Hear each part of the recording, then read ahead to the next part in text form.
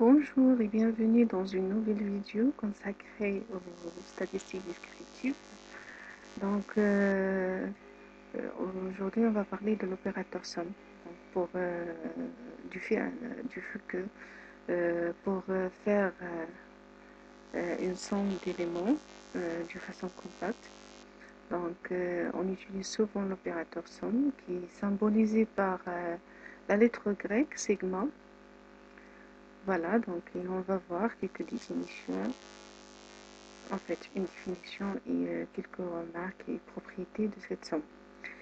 Alors pour définition, étant donné P et Q deux entiers relatifs, la formule suivante, ça se lit de façon générale, la somme des x et y allant de i égale à P jusqu'à i égale à Q.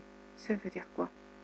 Ça veut dire que l'on rajoute les x et y de 1 en 1 en partant de i égale à b comme borne inférieure à la borne supérieure i égale à q.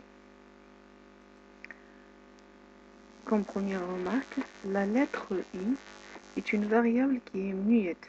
Ça veut dire qu'il est indifférent d'utiliser le i ou g ou h, la somme reste la même.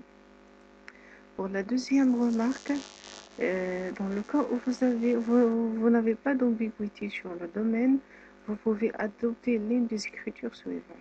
C'est à vous de choisir. Passons maintenant aux propriétés. Donc, je vais commencer par une première propriété de l'opérateur somme. Il s'agit de la somme des AI multiplié par un scalaire. Donc, tout simplement, on doit faire sortir le scalaire en dehors de la somme. Comment? C'est tout de suite.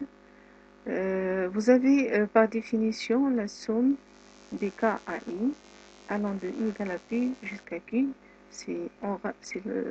On rajoute les cas AI, donc de 1 en 1, allant de i égale à p jusqu'à i égale à q.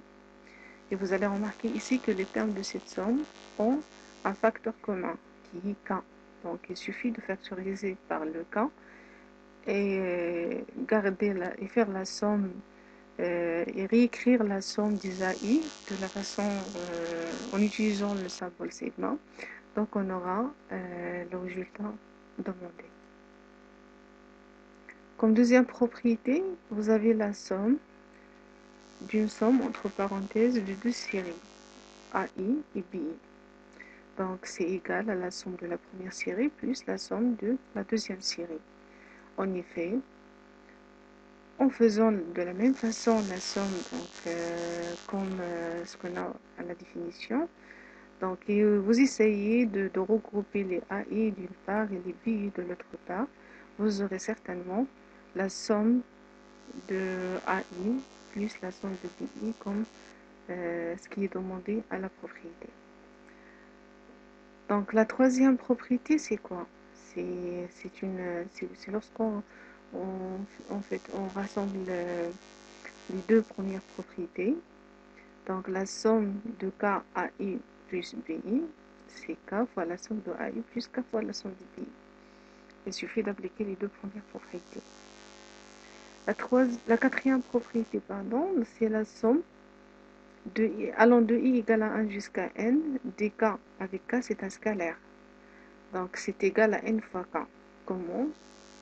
C'est tout simplement parce qu'on rajoute k n fois, ça veut dire qu'on va obtenir n fois k.